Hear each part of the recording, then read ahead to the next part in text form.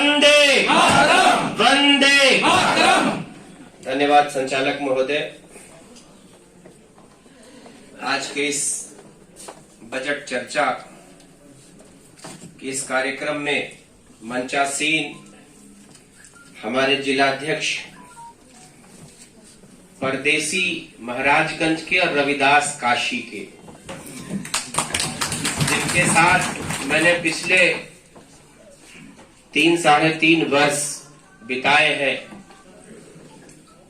पूर्वांचल विकास board, इसके पहले मंत्री बनने के पहले, एमएलसी बनने के पहले मेरे पास एक जिम्मेदारी थी, जिसमें पूर्वांचल विकास बोर्ड में हम दोनों लोगों ने 3.5 वर्षों तक काम किया। ऐसे भाई परदेसी रविदास जी, इसके पहले मैं 2 आपके जनप्रतिनिधियों से पहले भी मिल चुका था, विधायक सदर भाई जयमंगल कनौजिया जी और आपके विधायक नौतनवा ऋषि त्रिपाठी जी।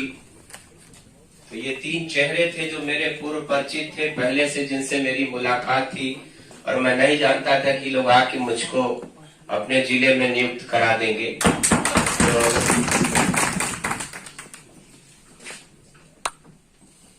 माननीय जिला पंचायत अध्यक्ष श्री रविकांत पटेल जी, जिलाध्यक्ष एवं पूर्व जिलाध्यक्ष एवं प्रदेश कार्य समिति सदस्य श्री जनार्दन गुप्त जी, पूर्व जिलाध्यक्ष एवं प्रदेश कार्य समिति सदस्य आदरणीय अरुण शुक्ल जी, नगर पालिका परिषद के निवर्तमान चेयरमैन श्री कृष्ण गोपाल जायसवाल जी, जिला परिषद उपाध्यक्ष श्री संजय पांडे जी, जिला महामंत्री श्री संजय वर्मा जी, संचालक एवं पूर्व जिला महामंत्री श्री ओम प्रकाश पटेल जी।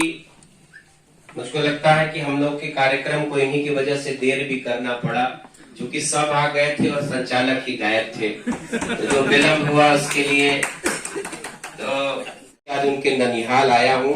आप सबको मेरी तरफ से बहुत बहुत बधाई और शुभकामनाएं। इसके 3 दिन बीता होगा। इसके पहले मैं जिस दिन कपिलवस्तु समारोह था उसमें आने का अवसर मिला, वो सिद्धार्थ नगर का मेरा पहला दौरा था। तो उस दिन कहा गया कि ये उनके बचपन में खेलने का शहर है, ये सिद्धार्थ नगर जिला जो है, और आज उनके ननिहाल आया हूं तो निश्चित ही बहुत वक्त उन्होंने अपना यहाँ भी बिताया होगा। ऐसी धरती को प्रणाम करता हूं। सौभाग्य है कि जिस बजट की चर्चा भाई ऋषि त्रिपाठी जी ने किया, उसमें बार बार आपको इस देश के वित्त मंत्री का चेहरा अगर आपको दिखाई दे रहा होगा तो उसके साथ वित्त राज्य मंत्री का भी आपने अपने सांसद का चेहरा लगातार देखा। ये सौभाग्य इन्हीं दोनों को मिलता है कि इस देश के बजट को, इस देश के आने वाले कल की चिंता करने में बड़ा वक्त देते हैं लोग। ट्रकों पे कभी किसी दौर में बजट लद के आता था, आज सारी चीजें चूंकि कंप्यूटराइज्ड है, डिजिटलाइजेशन का युग है, बड़ी मेहनत करना पड़ता है। बजट एक दिन में नहीं आता, महीनों महीने की मेहनत के बाद। और ये बजट जिस अमृत काल की चर्चा हो रही है, ये आजादी के बाद 75वां वर्ष से 75वां बजट है। 74वां वर्ष था, बजट 75वां है आपका। निश्चित ही जिस दिन अंग्रेजों ने इस देश को खाली किया था, बहुत सारे लोग यहाँ बैठे हैं, हमारे बुजुर्ग भी हैं, नौजवान साथी भी हैं। 33 करोड़ की आबादी का वो देश था भारत।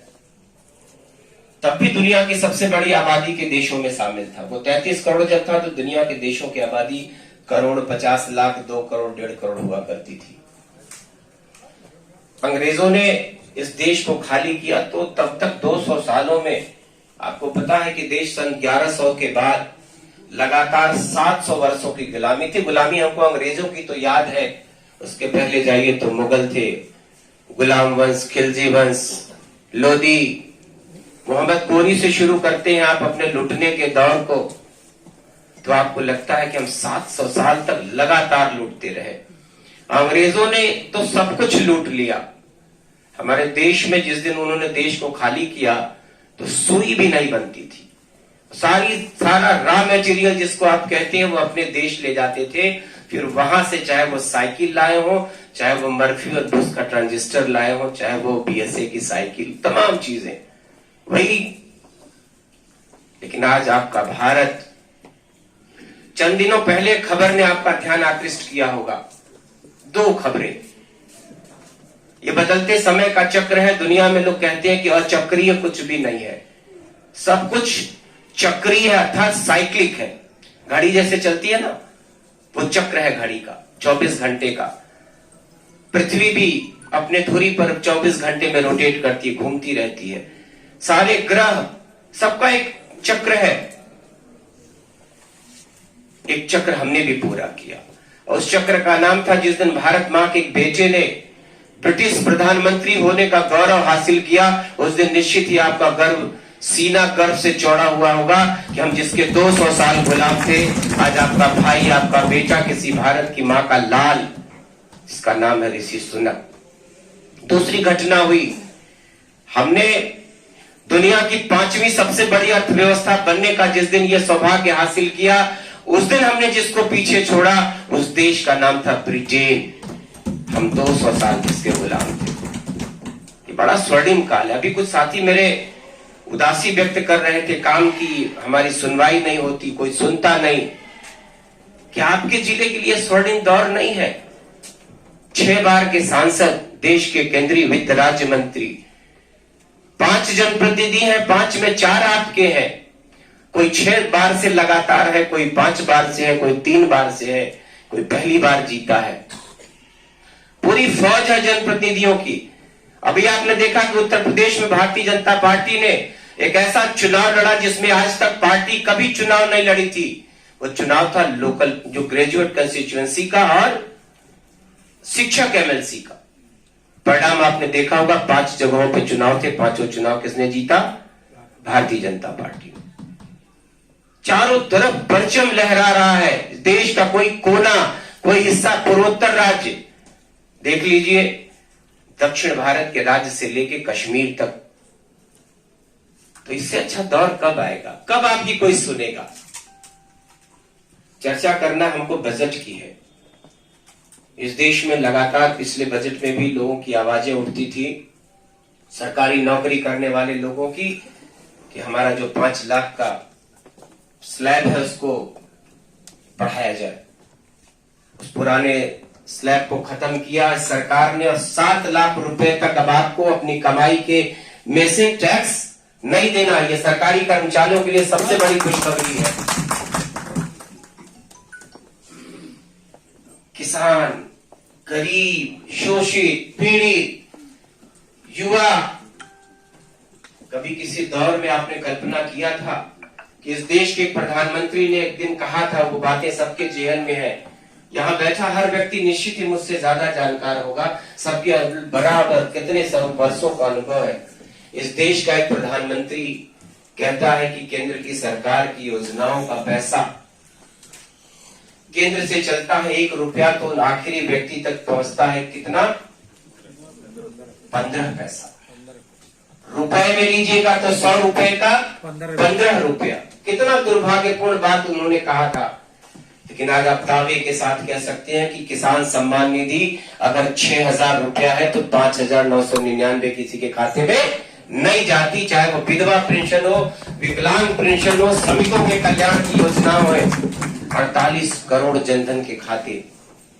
एक ऐसा महामानव आप कह सकते हैं इस देश में, जितनी बातें, और इस बजट के लिए कहा जा रहा है कि इससे बड़ा लोक कल्याणकारी बजट आज तक के इतिहास में कभी नहीं था। और एक ऐसा बजट है जिसमें कोई ऐसा तबका, मैं आपको बताऊं कि आदिवासी, अभी तक तो हम लोग पिछड़े की बात, दलित की बात करते थे, जो हमारे बहुत पिछड़े थे आदिवासी, उनके लिए प्रधानमंत्री जी की योजना लागू हुई। उनके पिछड़ेपन को दूर करने के लिए, उनकी बस्तियों के विकास के लिए, जिसको आप कहते हैं PMPBTG, इस योजना का नाम है। पिछड़े वर्ग आदिवासियों के पिछड़ोपन के दूर करने के लिए 15,000 करोड़ रुपए का पहली बार उनके लिए काम किसी सरकार ने किया है। महिलाओं के लिए इनके खाते में पैसे का इनको अब तक बहुत कम ब्याज मिलता था, लेकिन 2 लाख रुपया किसी मातृशक्ति के खाते में अगर है तो 7.5% उसको ब्याज मिलेगा बैंकों से। उनके जो खाते में बचत खातों में पैसा रखने की